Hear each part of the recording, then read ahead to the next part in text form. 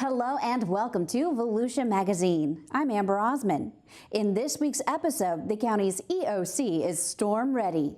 Beach Rescue gets their accreditation renewed, and winter storms kept passenger traffic lower at the county-operated airport. Later on in the program, Joanne Magley talks with Greg Aiken, Chief Operating Officer for Volusia County School District. Those segments and more coming right up on Volusia Magazine. I hope you stay tuned.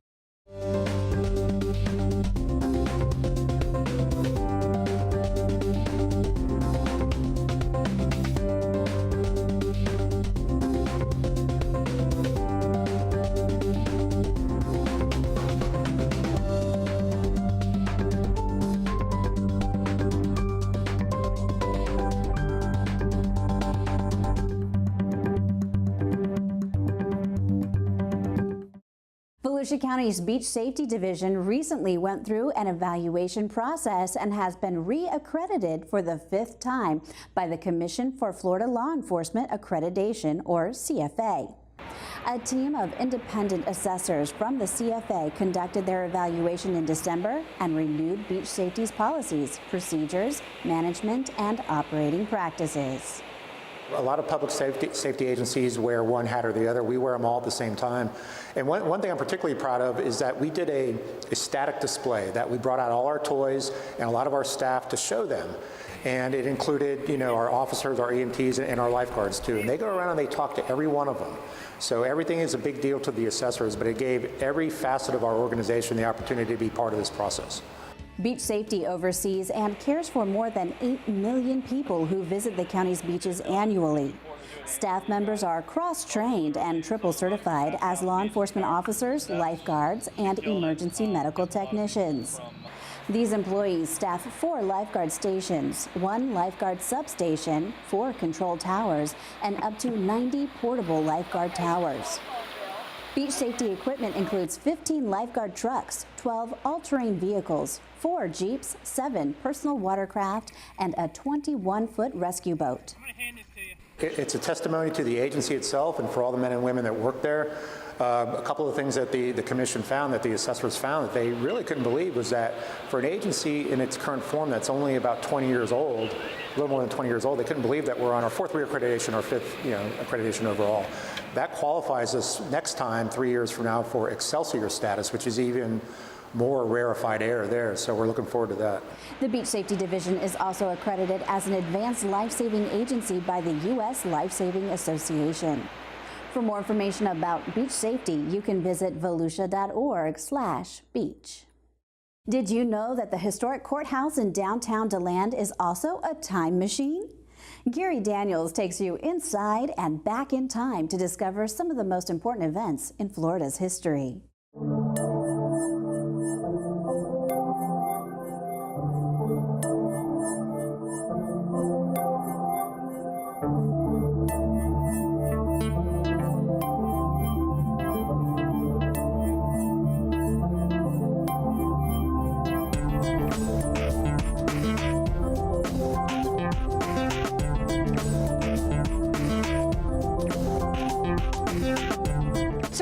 At the beginning now with Florida history. So as you look at this painting, what do you think you're seeing? Today we were having a tour of the legendary Florida collection. The paintings are a collection that were done by Jackson Walker. He did them over a period of time. The museum actually acquired them in 2006. So we have this collection of paintings that really represent a very accurate portrayal of some of the most important events of Florida history. It's Sir Francis Drake with his band of kind of assorted people that he got along the way, coming in to destroy the city of St. Augustine. We think of Sir Francis Drake as this great historical good guy. He was really just a pirate, really and truly. The English government said, you go in, you do what you want to do, you can take all the plunder, and then we get the land. Because this English wanted the Spanish colonies, just like they were still having the fights in Europe. That spillover between the English and the Spanish for control came to the New World. So they were still fighting over it even here.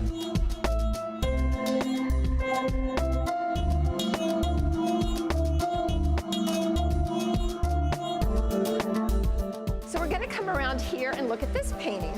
This is one of my favorite paintings in the exhibition. This is William Bartram. I think my favorite painting is the William Bartram, the Flower Hunter. Just because being a native Floridian, I recognize so much of the flora and fauna, and I think it's a really beautiful story. And Bartram had such an impact on the history of Florida and still does today. So many of you may have read Bartram's books or know about Bartram and the Bartram Trail. William Bartram was actually the son of the royal botanist to the King of England. And he was commissioned by the king to come to Florida. This is on the St. Johns River. He was commissioned by the king to come to Florida and make drawings of the plants and the animals and the trees in Florida, and to actually basically create an encyclopedia of what was here, because it was so different than anything they had. They didn't know what the things were.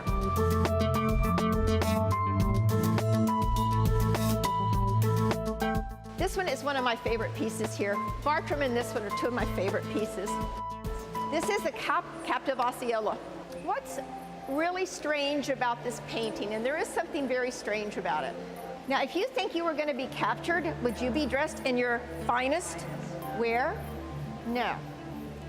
What happened with this story was the government knew that in order to really end the Seminole Wars and the battles with the Indians, they had to get control of Osceola, because he was a charismatic leader.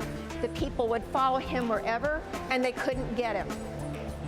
So the government sent out a group to talk to him, and they said, look, under a truce, under a white flag, we're going to meet 10 miles outside of St. Augustine at Moultrie. You're going to come, and we're going to talk about creating some kind of settlement. Well, Osceola and his 80 people went. They were immediately captured and marched back into the city of St. Augustine. The government never had any intention of signing a truce. It's great to let people know about DeLand and the history of DeLand, the rich history of DeLand, but also about the history of Florida. And then the fact that the Museum of Art felt it was really important to have this collection to make it available for the public.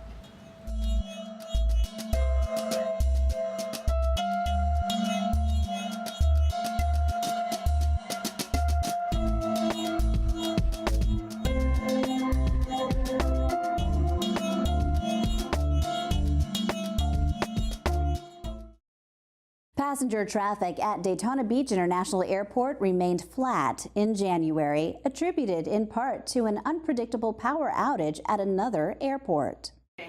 Passenger traffic at Daytona Beach International Airport, or DAB, declined 0.6% for January in comparison with the same month last year.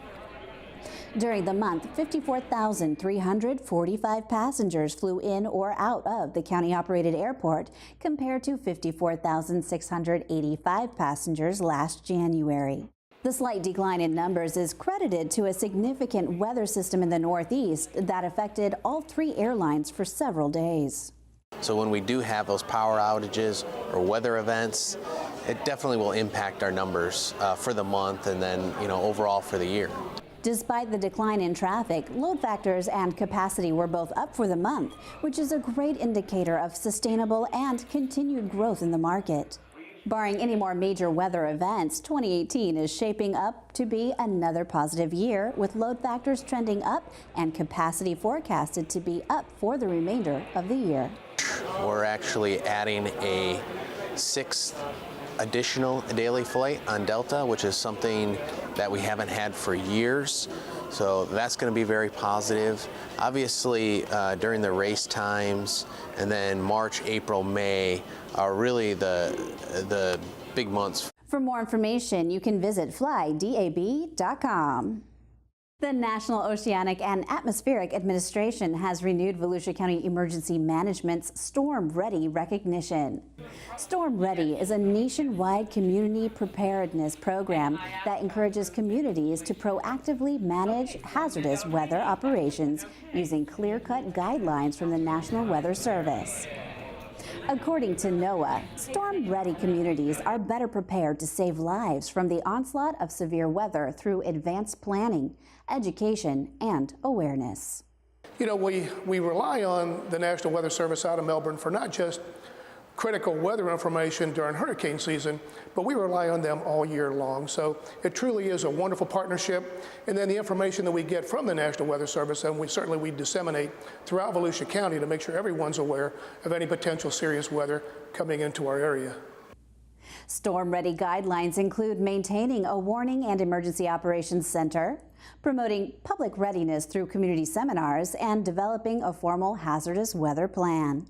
It says storm ready, but really a lot of it, comes back to our ability to notify the public in a rapid way of changing conditions. Good evening.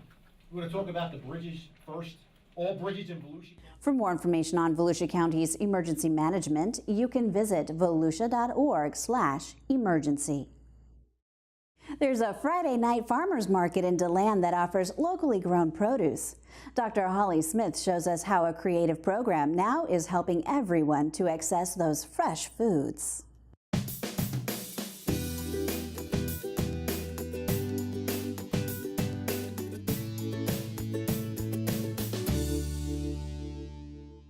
I think this is the best selection of fresh produce in all of Volusia County. That's Maxwell Drosnin. He's the Community Engagement Coordinator at Stetson University.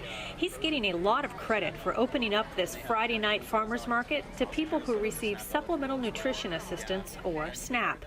You may recognize the program as food stamps. It helps people of low socioeconomic status to purchase groceries using an electronic benefit card. The Artisan Alley Friday Farmers Market is a producer-only market. The produce is grown within 50 miles. In fact, most of it's from West Volusia. And even though all of this fresh fruit is grown locally right here, not everyone has access to it. What we found was that this market was one of the closest sources of fresh produce to the Spring Hill community. And there's a lot of people in Spring Hill that use SNAP benefits. And unfortunately, sometimes when you're living paycheck to paycheck, you don't go shopping with cash. And that's the problem, or it used to be anyway. SNAP benefits can be used to purchase the items sold here at the market, but that nifty electronic card was not usable here in the alley. So farmers markets have locally grown fresh fruits and vegetables, but they don't have electricity, telephone lines, or credit card machines. Farmers only accept cold hard cash. People with SNAP benefits don't have that. They have an electronic card, and without electricity, they can't buy from these farmers. So what the market has done is come up with a currency exchange system. They exchange the digital dollars on the SNAP cards for chips that can be spent right here with the farmers. But the organizers did not stop there. And then we said, well, how can we further increase access? So we partnered with what's called Fresh Access Bucks, which is a nutrition incentive program. So when an individual on SNAP comes with their EBT card and say they want to spend $40 at this market, they'll swipe their EBT card just like they would with any other transaction, and instead of $40, we'll give them $80 worth of tokens. So how can the chips be used? Well, $40 of that $80 spends just like cash at the market. All of the SNAP eligible vendors accept the chips. That includes the farmers, the honey stand, baked goods, the bread truck, even frozen foods like lasagna. The other $40 are called Fresh Access Bucks. Those are the green tokens. The Fresh Access Bucks can be used to purchase fresh produce and fruit and trees. It's a grant-funded match that's designed to incorporate more local fruits and vegetables into the user's diet. In fact, this is the first farmers market in the county to have this type of partnership that matches SNAP benefits with Fresh Access Bucks. Farmer Mary Talbot participates in the program. It's really sweet. I think a lot of people are excited they can use it. Oftentimes there's a little bit of shyness of, can I use my poker chips here, because it's kind of fun, new money. But yeah, so far it's been great, in Florida, and I think, in the entire United States, it's mostly, families with children and the elderly population that use it. So I think it's good that those folks are getting a chance to have more fresh stuff. And it means it's inclusive and anybody can come and spend the currency that they have. The market has found a creative way to remove a barrier that can keep SNAP recipients from accessing these fresh foods. That solution, though, also is helping to keep fresh food in this community for everyone to pick up on Friday nights. You're not only purchasing fresh produce, you're supporting local farmers who are growing organically, and it's just a fantastic group of people and just amazing quality of produce. The Artisan Alley Friday Farmers Market is open from 6 to 9 every Friday night in DeLand. Wondering where it's located? Well, it's down the alley, just west of Woodland Boulevard and New York Avenue.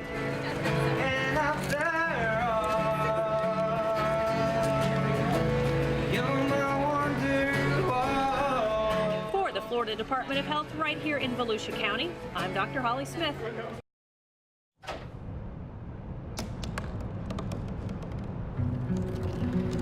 They said I couldn't dream. Called me a piece of trash and swore that's all I'd ever be.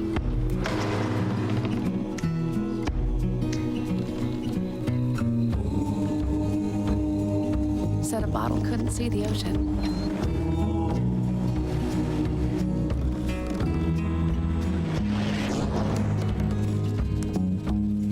Give up. Go back to the dumpster. But I didn't listen. I made my way.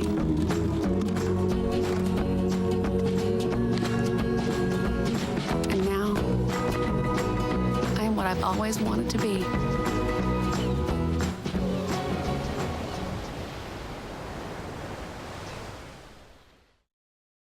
Let's join Community Information Director Joanne Magley in the studio with her guest, Greg Aiken, COO of the Volusia County School District. Thanks, Amber. Well, a successful and safe school system is vital for our communities. So joining us today in the studio is Greg Aiken. He's the Chief Operating Officer of Volusia County Schools. Hi, Greg. Hello, Joanne. Thank you for having me here today. Thank you for being here. So give us an overview of what you oversee as the COO of Volusia County Schools.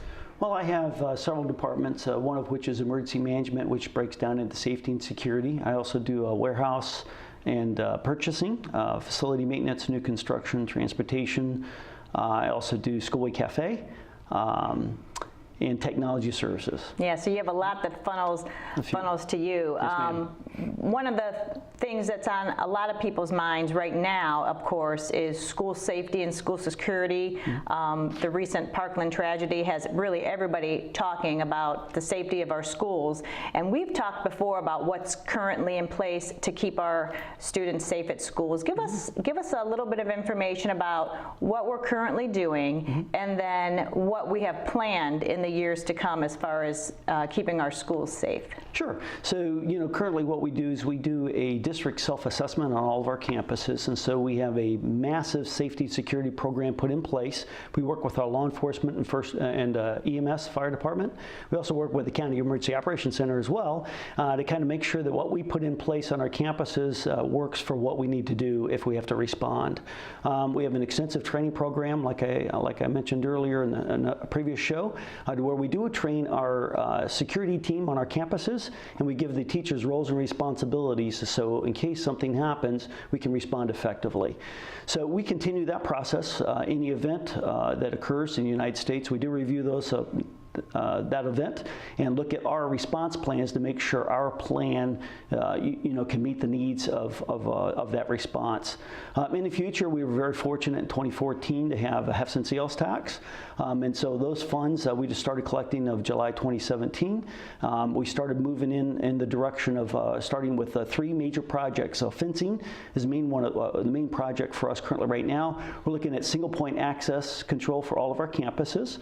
We're also looking at some camera systems updates that can actually feed live video to our law enforcement. We move in that direction. We're also going to put in some what we call cipher locks, so secure locations on some doors, so you have to have a code, RFID badge or a code to be able to get into the campus exterior from the single point access. Yeah, so I know there's people don't want to necessarily think of our schools as a jail where there's fencing and security, but this is the age we're living in. And so it's definitely different than years and years and years ago when we didn't have to think so much about single point access and, you know, fortifying the ground so much. So I'm sure that a lot of parents and even community members are happy to hear that these are things that are, you know, in the works for a lot of our campuses. And for some campuses that are newer, the fencing is already in place. Yes, ma'am. Like University High School, you know, the new Pearson project that's currently going will have a state-of-the-art, you know, safety and security measures put in place. Like you mentioned earlier, we don't want to make a fortress. We can, you know, it costs a lot of money to be able to do that. But what it's about is really building relationships to make sure that our campuses are safe. You know, not only with our students, but with our faculty and our parents as well. So we need every parent to be able to be involved with us and understand to monitor their child's social media activity, along with, you know, checking their backpacks and staying in tune with what their child is there. And if there's something out of the ordinary, you know, kind of report that to us, and we work with our first responders to be able to respond. That's right. That's right on the money. You know, knowing exactly what your kids are doing. You know, there's a very fine line between letting your kids have their freedom and self-expression to making sure, you know, with social media, there's so much that's just that you don't know, because just like adults, you know, there's a lot of adults that do things on social media that they might not necessarily talk about, you know, in public. So it's so important to know what your kids are doing and how they are thinking and how other kids are talking to them. So it's, you know, it's a decision a lot of parents have to make, just, you know, how important it is for them to be really involved in what their kids are doing, so that hopefully they can prevent, you know, tragedy. So you also have a lot of security when it comes to getting on and off the bus. We do. So talk a little bit about that. You know, a lot of it so to make sure that maybe a child doesn't get off at the wrong bus stop. We do. So we call it student ridership and verification system currently right now. All of our students have a code that they can plug in, or they key in actually. We're moving towards an alpha code key as well here soon after spring break. And what that does is it alerts the operator green or red light, and that operator knows if it's a green light, it's a student's assigned to my stop. If it's a red light, it means the student's not assigned to my bus at that stop. So we can actually call into our dispatch to ask about that student, see if they're a current student and whether they attend that school, and then we turn them over to the administrator if need be. We also have camera system on our bus. We have currently now 35 buses that have Wi-Fi on that bus, that students can actually interact with Wi-Fi just like they could during the school day. And on those buses, we can do live feed. So if we have an issue there, we'll be able to go in and actually look at the video live on that bus. Our buses are now, we're shifting into what we call a panic button on the bus as well. So that's going to be on there as well. So if the operator has a concern, they push that panic button, we go in and look and see how to resolve those issues. And then back into the schools for a second. All visitors have to have an ID before they go in. Talk a little bit about that process. I know myself as a parent, whenever you go to either see a special program or have lunch with your children, there's a process that you have to go through. Right. That ties back into our single point access that we want to try to design. And so we want our parents to funnel in. And then what they do is they show their ID, their driver's license. It gets scanned. That information is not used anywhere else, but we have that so the parent can sign in. That does two things for us. Number one, it ensures that any offenders or predators that are out there cannot come on campus. We'll identify them immediately. And that's the only database we use for that. The other part from an emergency management standpoint is if there's an issue on our campus, we need to know exactly how many students, how many teachers, how many staff, and how many visitors are there so we can account for everybody if we had an issue. Talk a little bit more about emergency management. You, along with the rest of the emergency management community, plan for other types of emergencies where kids would have to maybe shelter in the school. So we have natural disasters, one of those major issues we have, from tornadoes to hurricanes to just an afternoon thunderstorm, lightning storm that's out there. So we have our security plan put in place to make sure that our students are protected during the day.